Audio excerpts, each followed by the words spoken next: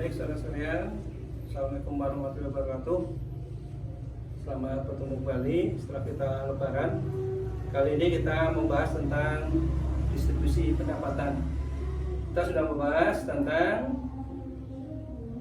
kebijakan moneter, kebijakan yang dikeluarkan oleh pemerintah, walaupun semuanya belum mengumpulkan. Baik, saudara sekalian, kemudian kita singgung industrialisasi. Tugas sudah ada yang mengerjakan. Nah, industrialisasi yang tujuannya untuk apa? Menghasilkan barang dan jasa. Kali ini barang dan jasa dijumlah adalah menghasilkan struktur ekonomi Indonesia.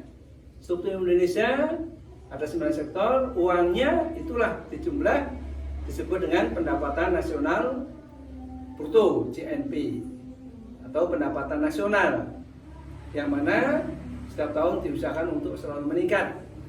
Kenapa? Meningkatnya jumlah penduduk. Jadi kembali pendapatan nasional.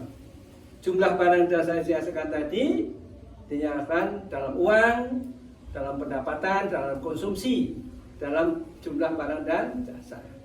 Kalau itu dinyatakan dalam pendapatan, berarti dihitung dengan pendapatan yang diterima oleh masyarakat.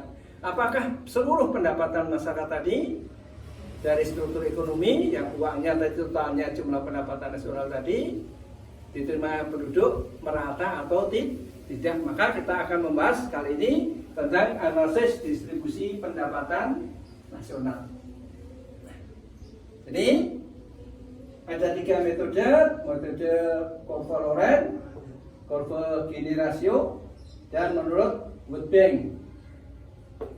Ini metode yang dipakai untuk menghitung rata-rata pembagian distribusinya dengan merata atau tidak. Kali ini kita akan melihat dengan analisis yang pertama, distribusi pendapatan. Jadi distribusi pendapatan yang pertama menggunakan Korva-Lorenz.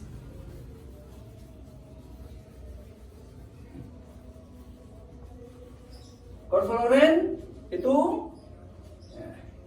Korva-Lorenz dibantu dengan segi 4 sama sisi. Segi 4 sama sisi. Yang vertikal menggambarkan jumlah pendapatan nasional, prosentasenya 100%.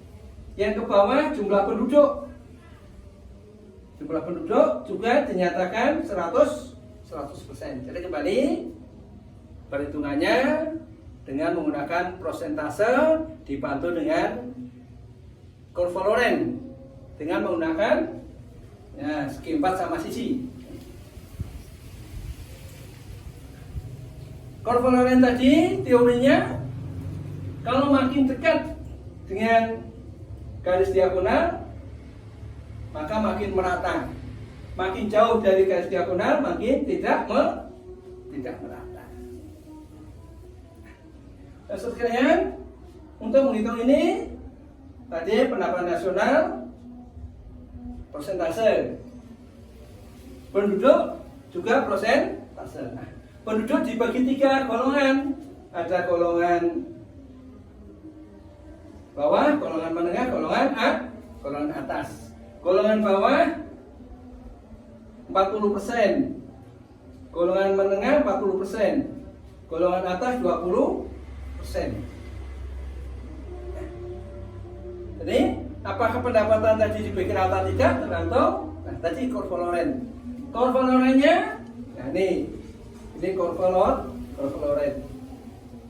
Makin dekat makin merata, makin jauh makin tidak merata. Nah, penjelasannya kita akan melihat dari ini, kita tarik garis ke atas.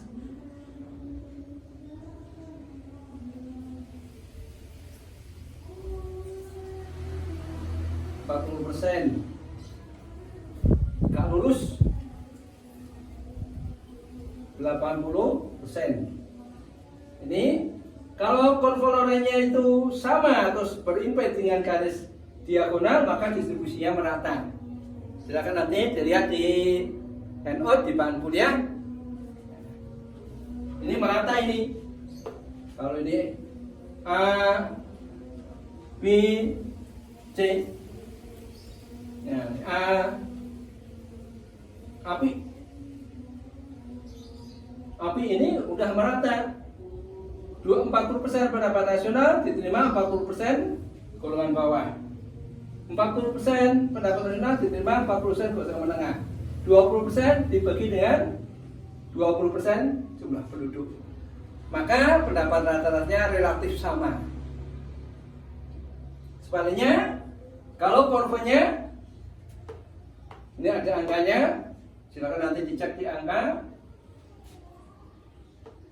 Yang konvoleren yang kedua ini tadi sama berimpit. Ini kita tarik garis.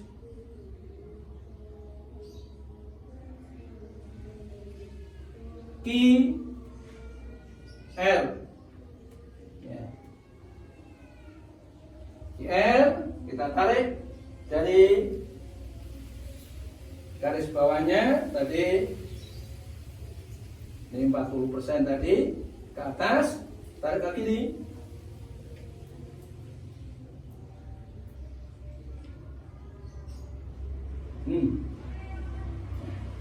Ini dengan gambar yang Anda harus buat gambar yang besar, jangan medit. Gambarnya satu folio yang besar biar mudah. Ini kalau tadi 40% diterima 40% penduduk, kali ini tidak, 50%. Golongan atas diterima oleh 20% penduduk Indonesia. Ini pendapatan nasional ini 50 ini. 50% diterima 20%. Yang menengah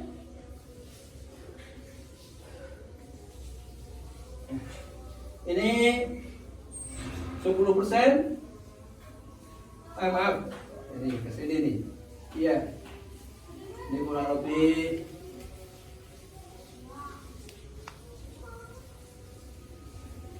25%. 25% diterima oleh 40%. Yang atas 15% diterima oleh 40%. Jadi ini yang diterima sebagian besar diterima oleh golongan atas 20% memperoleh 50%. Kalau 20 orang memperoleh 50, berarti satu orang 2,5. Kalau ini 40% memperoleh 20. Ini angka 12 aja biar mudah. 20 jadi 30%. 30% dibagi 40% golongan menengah, golongan bawah memperoleh 20% untuk 40 orang. 40%. Jadi memperolehnya setengah. Ini memperoleh 2,5, ini memperoleh setengah. Jadi itu harus kalian kembali. Ini konvoloren yang kedua. Yang ketiga tadi makin jauh. Wah, jadi di sini memperoleh pendapatan nasional golongan bawahnya 10%. 20% memperoleh 10%. Yang memperoleh kalau 20 orang dapat 10, satu orang dapat sebagian.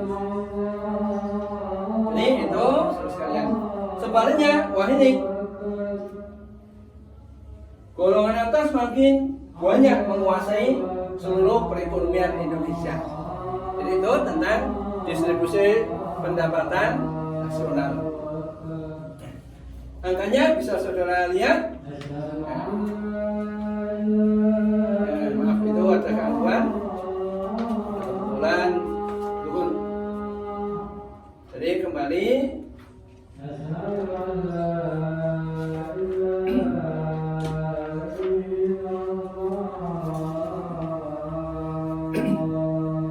Contoh saudara sekalian, ya pendapatan nasionalnya 600 miliar di halaman 63. Diterima golongan atas 20%, golongan bawah 40%, maka ini sama rata memperoleh pendapatan 4.600 dolar per orang. Ini penduduknya tetap dibagi 20%, 40%, 40%. Jadi kasus yang pertama. Kasus yang kedua, pendapatan masih utuh, penduduk masih utuh, tapi distribusinya pendapatan tidak merata. Golongan atas 50%, golongan menengah 40%, golongan bawah 10%. Akan memperoleh pendapatan per kapitanya 1.100, yang golongan atas 11.000 lebih. Itu tadi 50% pendapatan nasional diterima 20% penduduk. Kemudian kasus yang ketiga sama, datanya sama. Hanya pembagian pendapatan nasionalnya golongan atas 54%, golongan menengah 38%, golongan bawah 8%. Dengan demikian pendapatan per kapitanya yang 1.923, golongan bawah, golongan menengah 4.300, golongan atas 12.400. Jadi itu kembali makin jauh dari garis diagonal, distribusinya makin pincang, makin tidak merata. Jadi distribusi pendapatan nasional kesimpulannya makin dekat atau sama dengan garis diagonal, maka pendapatan per kapita rata-rata sama. Dengan kata lain, pendapatan per kapita golongan bawah, golongan atas relatif sama. Sebaliknya yang kedua, pendapatan per kapitanya berbeda, golongan atas, menengah nih. Tetapi perbedaannya dibanding dengan yang ketiga, ini jauh berbeda. Dengan kata lain, makin jauh dari garis diagonal, distribusi pendapatan tidak merata. Kemudian perbedaan golongan atas menengah bawah, perbedaannya makin lebar. Ya, perbedaan yang diterima per kapita makin lebar. Sebaliknya, yang makin dekat dengan garis diagonal, distribusi pendapatannya makin merata, dan kata lain perbedaannya makin kecil. Golongan atas, golongan menengah, golongan bawah. Jadi itu sekalian secara ringkas tentang materi distribusi pendapatan nasional. Ini menjadi problem bagi bangsa Indonesia. Bagaimana distribusi pendapatan nasionalnya? Ternyata masih terjadi satu tangan. Jadi itu sekalian untuk materi yang pertama ini, yaitu dengan menggunakan kurva Lorenz. Makin jauh dari garis diagonal makin tidak merata, makin dekat makin merata. Jadi itu materi tentang distribusi pendapatan dengan angka dengan kurva Lorenz. Ya, kesimpulannya makin dekat makin merata, makin jauh makin tidak merata. Jadi silakan nanti di materi Anda tinggal buka, pelajari angka-angkanya. Mungkin sampai di sini dulu pertemuan kali ini. Nanti kita sambung lagi waktu yang akan datang. Mudah-mudahan Anda bisa latihan sekali lagi dengan grup, itulah akan bisa diselesaikan secara bersama-sama. Baik, kami ini mudah-mudahan dikerjakan. Assalamualaikum warahmatullahi wabarakatuh.